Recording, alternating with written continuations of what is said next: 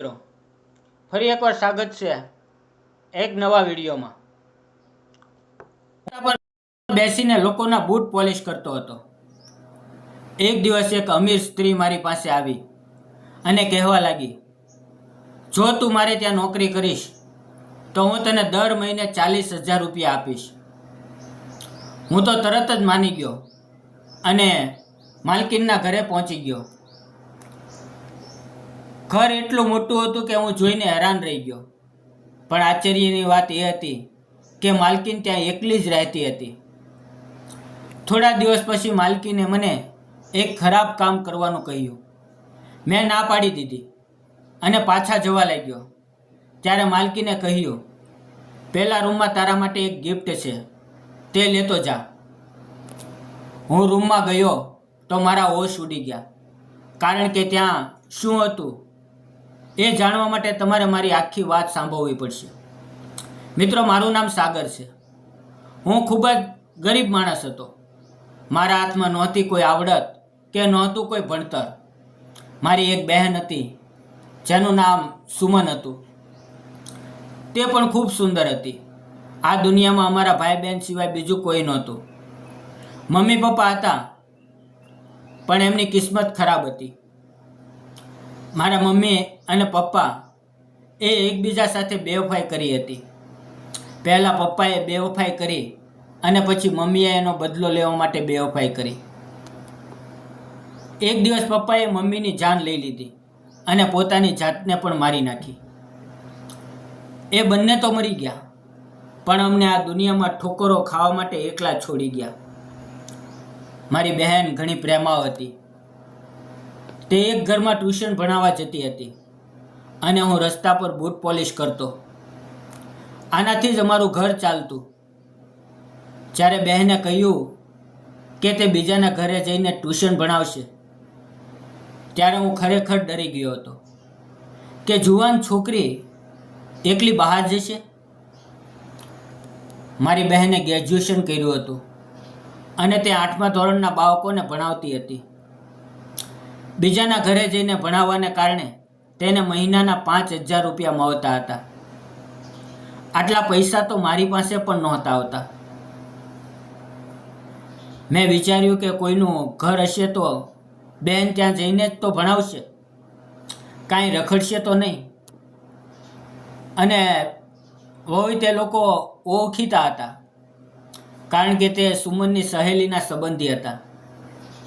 તેની સહેલી બાળપણથી જ અમારા ઘરે આવતી હતી, એટલે મેં પરવાનગી આપી દીધી. પછી મારી બહેન કામ પર જવા લાગી અને હું રસ્તા પર બૂટ પોલિશ કરતો રહ્યો. થોડા સમય પછી મારી બહેનનો પગાર 2,000 વધી ગયો, એટલે તે હવે 7,000 કમાતી હતી. આટલા પૈસા હું પણ બનાવી લેતો હતો. અમે ઘરમાં 2 જ જણા હતા, એટલે અમારું ગુજરાન ચાલતું હતું. પણ હું જાણતો હતો કે જિંદગી આ રીતે નહીં કપાય.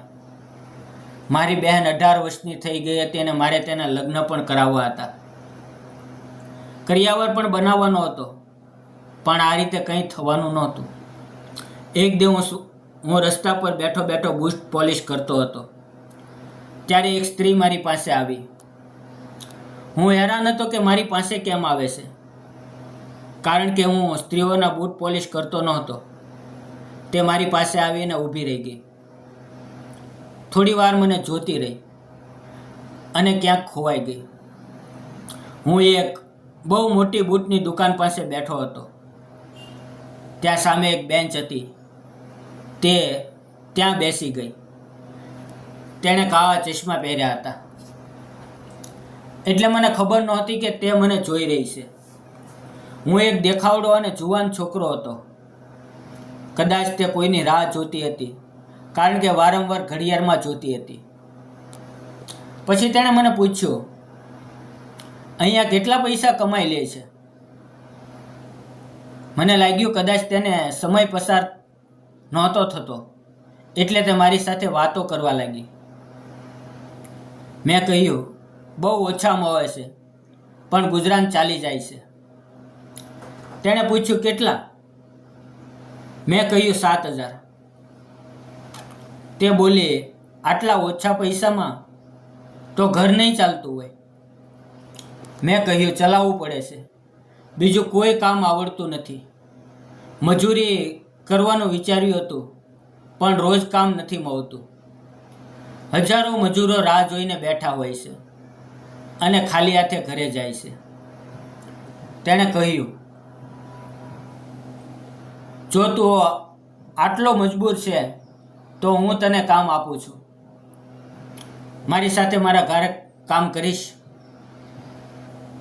મેં કહ્યું, મેં ક્યારેય કોઈના ઘરે કામ નથી કર્યું, મને કંઈ ખબર નથી. તેણે કહ્યું, કંઈ જાણવાની જરૂર નથી, કોઈ ખાસ કામ નથી, પણ પગાર ઘણો સારો હશે. મેં પૂછ્યું, કેટલો પગાર? તેણે કહ્યું, 40,000. આટલી મોટી રકમ સાંભળીને હેરાનીમાં મારા હાથમાંથી સામાન પડી ગયો. મેં કહ્યું, તમે માત્ર ઘરના કામ માટે આટલા પૈસા આપશો? તેણે કહ્યું, હું મજાક નથી કરતી, હું સાચે જ આપીશ. મારું નામ ગાયત્રી છે. તારે અત્યારે જ મારી સાથે આવવું પડશે. હું તેની ગાડીમાં બેસી ગયો.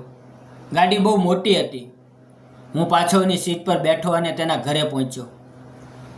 તેનું ઘર જોઈને હું દંગ રહી ગયો.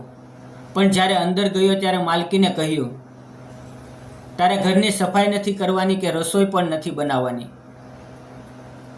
હવે હું વધુ હેરાન થયો. તેણે કહ્યું, એ બધું બનાવવા માટે તો 2 નોકર પહેલેથી જ છે, તારે બસ તેમની દેખરેખ રાખવાની છે. મેં વિચાર્યું, આ તો બહુ સહેલું કામ છે. માલકીને કહ્યું, તું રાત્રે અહીંયા રહેવા માંગતો હોય તો પણ મને વાંધો નથી. મેં કહ્યું, હું વિચારીને કહીશ, કાલે નોકરી પર આવી જઈશ. માલકીને મને કહ્યું કે કાલે થોડા ચોખ્ખા કપડાં પહેરીને આવજે, કારણ કે હવે તું બૂટ પોલિશ કરનારો નથી, પણ આટલા મોટા ઘરનો ઇન્ચાર્જ છે. માલકીને મને એડવાન્સ પગાર પણ આપ્યો. મેં વિચાર્યું કે સૌથી પહેલાં આ સમાચાર બહેનને સંભળાવું, પણ પછી મને વિચાર આવ્યો કે હું તેમને આ વાત અત્યારે નહીં કહું. હું જે પૈસા જમા કરીશ, જો અત્યારે કહીશ તો અમે પૈસા ખર્ચવા માંડશું. મેં નક્કી કર્યું કે 6 મહિના સુધી પૈસા જમા કરીને જ્યારે તેના લગ્નનો સામાન બનાવી લઈશ અને સારો મૂર્તિઓ શોધી લઈશ ત્યારે તેને જણાવીશ. તે કેટલી ખુશ થશે. અમારા ખાનદાનમાં છોકરીઓના લગ્ન જલ્દી કરી દેવામાં આવે છે. મારી બહેન 18ની થઈ ગઈ હતી, એટલે સમય નીકળતો જતો હતો. સાંજે મારી બહેનને કહ્યું, આજે બહુ ખુશ લાગે છે? મેં કહ્યું, આજે બહુ કામ હતું, દિવાળી નજીક છે ને એટલે ભીડ વધારે હતી. પછી અમે રાત્રે જમીને સૂઈ ગયા. મેં તેને કહ્યું કે હવે હું પહેલાં કરતાં વધુ કામ કરીશ, કારણ કે મારે બહુ પૈસા જમા કરવાના છે. હું પહેલાં વહેલો નહોતો ઉઠતો, પણ હવે ઉઠવા લાગ્યો હતો. મને નવાઈ એ વાતની હતી કે આટલા મોટા ઘરના માલકીન એકલી જ રહેતી હતી. નોકરો વધારે હતા, પણ રહેવાવાળું કોઈ નહીં. માલકીન આખી રાત જાગતી અને દિવસે 12 વાગ્યા સુધી સૂતી રહેતી. કદાચ અમીર લોકોની જિંદગી આવી જ હોય છે. એક દિવસ હું શાક લેવા ગયો તો જે મને પૈસા આપ્યા હતા તેમાંથી 2000 બચ્યા. મેં માલકીને પાછા આપવાના ઈચ્છ્યા તો તેણે કહ્યું, રાખી લે, આ તે કમાયા છે. આની પહેલાંના નોકરો બહુ ઓછો સામાન લાવતા અને પૈસા પૂરા કરી દેતા. તે સારી જગ્યાએથી ખરીદી કરી અને પૈસા પણ બચાવ્યા. આ તારું ઇનામ છે. હવે મને ત્યાં કામ કરતાં કરતાં 1 અઠવાડિયું થયું હતું. તે મારું બહુ ધ્યાન રાખતી, પણ એક દિવસ કંઈક એવું થયું કે હું હેરાન રહી ગયો. માલકીને મને કહ્યું, આજે રાત્રે તું ઘરે ના જતો. મેં કહ્યું, ના, મારે જવું પડશે. જરૂરી કામ છે. તેણે કહ્યું, સારું, તો થોડોક મોડો જજે. તેમણે મને એક રૂમમાં બેસાડ્યો અને કહ્યું, મારે તારું કામ છે. હું 2 કલાક રાહ જોતો રહ્યો. પછી તે રૂમમાં આવીને મારી પાસે બેસી ગઈ. તેણે મારો હાથ પકડી લીધો અને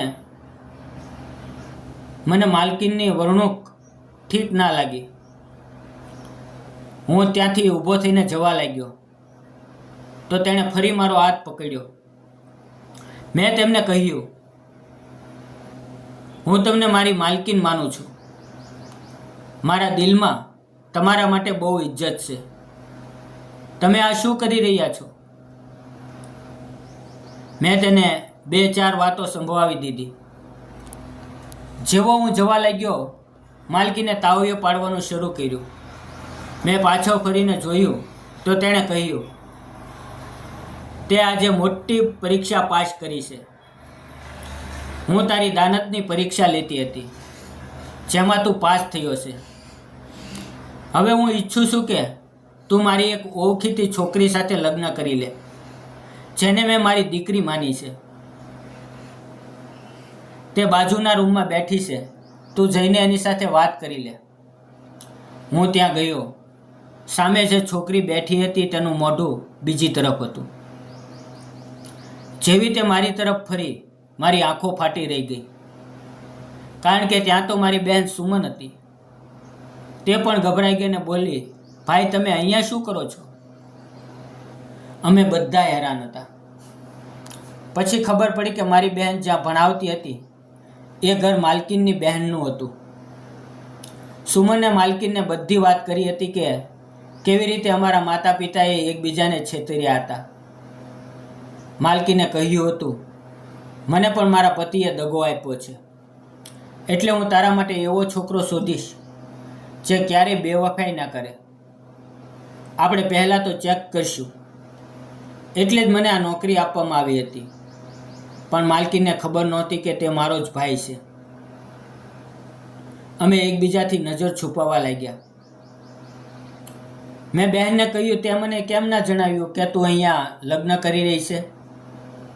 બહેને કહ્યું, તમે અહીંયા કામ કરો છો એ તે મને કેમ ના કહ્યું? મેં કહ્યું, હું તારા કરિયાવર માટે પૈસા જમા કરતો હતો. માલકીને કહ્યું, મારાથી ભૂલ થઈ ગઈ.